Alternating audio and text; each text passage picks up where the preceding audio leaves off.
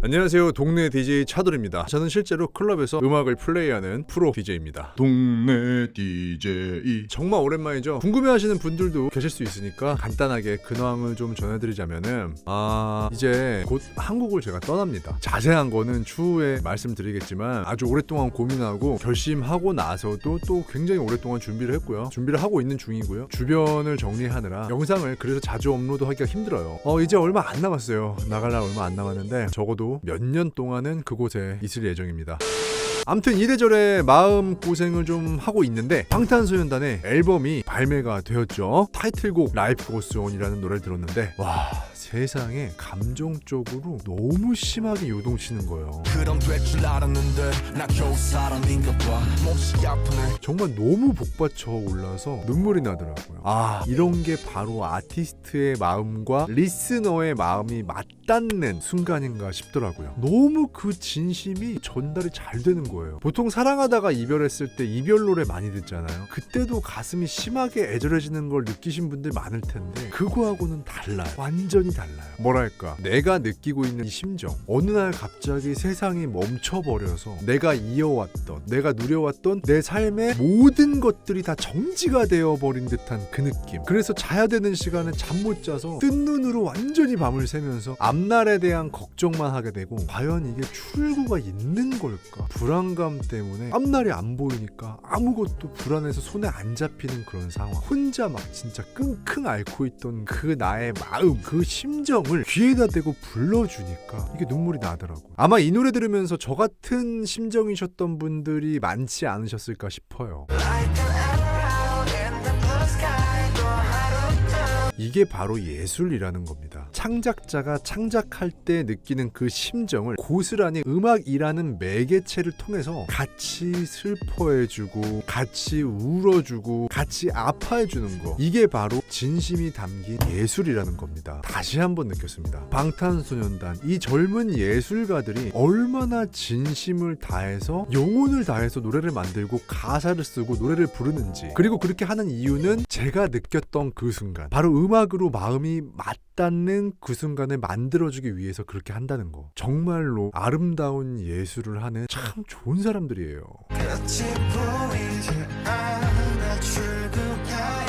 일단 노래의 제목이 너무 좋죠. Life Goes On. 어쨌든 인생은 계속된다. 그러니까 넘어져도 일어나자, 희망을 가지자. 참 좋습니다. Life Goes On이라는 제목의 노래가 방탄소년단 이전에도 있었어요. 아마 힙합 음악 좋아하시는 분들이라면 아실 텐데요. 바로 웨스트코스트 힙합의 전설 투팍의 Life Goes On이라는 노래가 있죠. 정말 아름다운 노래인데 과거 G.O.D의 어머님께라는 곡이 이 투팍의 Life Goes On을 표절했다는 판결이 나서 노래의 소유권을 100% 돌려주게 되는 일도 발생했었죠. 어머님은 짜장면이 싫다고 하셨어. 어머님은 How many brothers fell victim to the streets. Rest in peace, young. 자, 이 방탄소년단의 Life Goes On 역시 굉장히 아름다운 노래예요. 이 노래의 장르를 두고 기자분들이 기사에다가 얼터너티브 힙합이라고들 많이들 하셨더라고요. 그 글을 보신 분들이 꽤 있으실 텐데 얼터너티브 힙합, 이게 뭐지? 뭐 이렇게 생각하신 분들이 꽤 계실 거예요. 근데 제가 생각할 때는 Life Goes On은요, 얼터너티브 힙합하고는 상당히 거리가 있습니다. 사실 이 얼터너티브 힙합이라는 단어 자체가 약간 말장난 같은 건데, 그냥 전통적이지만은 않은 힙합 음악, 그거를 얼터너티브 힙합이라고 장르적으로 구분을 좀 해놨을 뿐이거든요. 왜 락 음악 중에 얼터너티브 락이라는 장르도 있죠.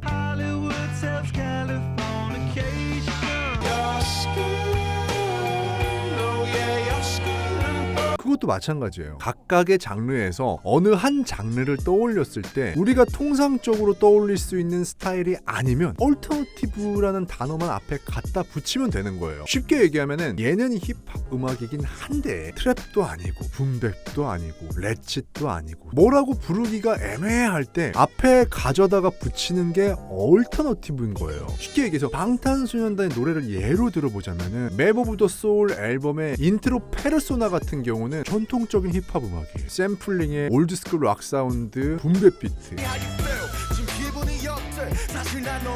그리고 블랙스완이라는 노래는 힙합 음악이긴 한데 이모 힙합이죠. 이 이모 힙합 역시 아주 나중에 파생된 하나의 하위 장르이기 때문에 따지자면 얼터너티브 힙합인 거죠. 어떻게 조금은 이해가 가시나요? 제 말이 좀 어려웠나? 그러면 일단 뭐 얼터너티브 힙합 음악들 몇 곡하고 라이프 고스 온을 같이 들어볼게요. 한번 비교를 해보자고 들어보면서. I did it out of boredom. Thought the roach was cool. He died and pushed me. I'm never alone. It's me, myself, and my son. I'm up. How's it feel to be you? You don't know, say I ain't really been myself since right past. I'm my pillow, I'm my table. 어떠세요? 너무 다르죠? 제가 볼 때는 힙합 음악도 아니에요. 보통 이런 묵직하면서 그루브 있는 비트가 나오기 때문에 힙합 아닌가? 이렇게 생각하시는 분들도 계실 텐데 그렇게 따지면 강산의 이 노래도 힙합이어야 돼요.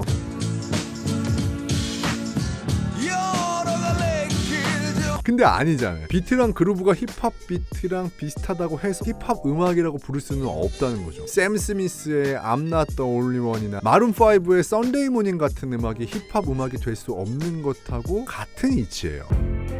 Your heart is unobtainable.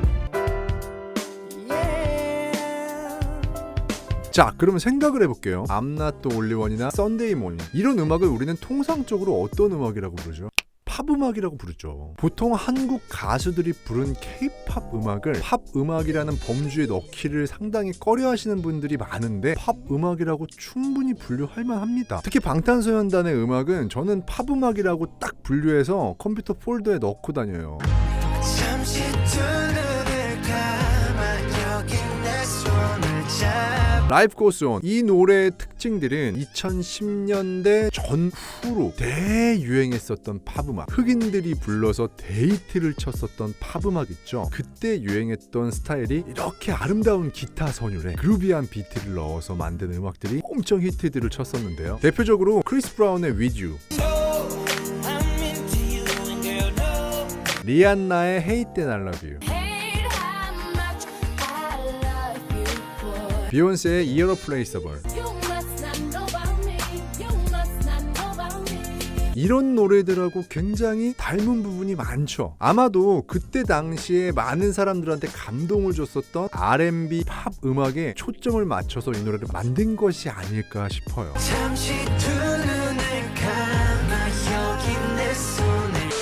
라이프 고스 온 도입부가 시작되고부터 이거는 뭐 게임 끝났다라고 바로 느꼈어요. 어찌 보면 짧다고 볼 수도 있는 이 도입부부터 어쩜 이렇게 노래를 잘 만들었을까? 정말 진심으로 환상적이에요. 킬링 포인트가 두 개가 있는데 첫 번째, 노래가 처음 시작될 때부터 노래가 이어지는 내내 들려오는 이 혀 차는 소리.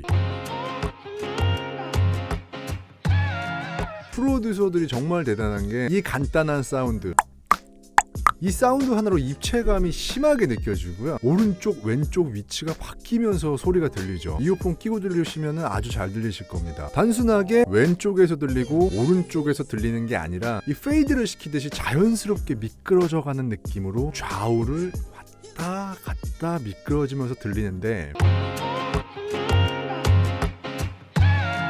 입체감을 주는 동시에 사람의 심금을 울립니다. 자연스러운 익숙한 사운드, 그런 소리를 입혀서 듣는 사람으로 하여금 울컥하게 하는 동시에 되게 거기에 빠져들어요. 이 작은 소리의 힘이 이렇게 대단한 거예요.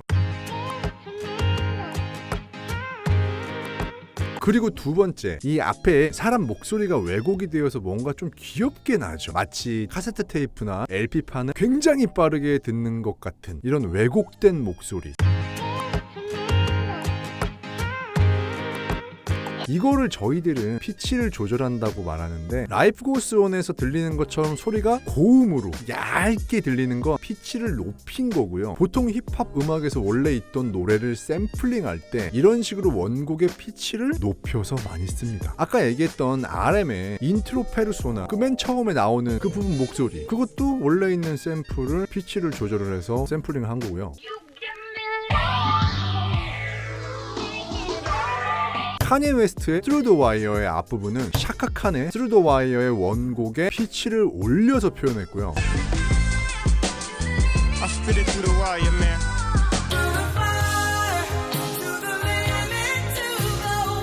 공일오비의 그녀에게 전화 오게 하는 방법. 이 노래는 솔리드의 끝이 아니기를 이라는 곡에 피치를 올려서 샘플링으로 썼죠. Yeah, 공이로 beats back.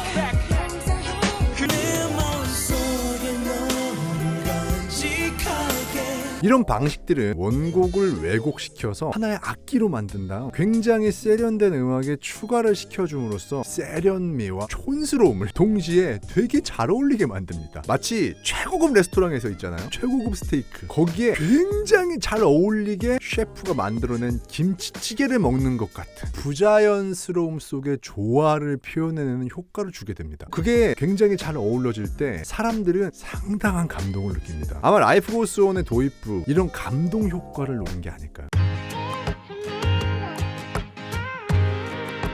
중요한 건 그 심금을 울리는 사운드들이 도입부에만 들어가 있는 게 아니라 노래가 진행되는 내내 함께 어우러지면서 저 같은 건장한 남성까지도 눈물 나게 만들었죠. 성공한 겁니다. 그렇게 사람들한테 감동과 공감을 선사하기 위해서 디테일한 부분들까지 놓치지 않으려고 한 흔적이 아주 많이 보입니다. 거기다가 멤버들 간의 하모니가 심각하게 아름다워요. 제가 예전에 한창 빠져들었었던 웨스트라이프,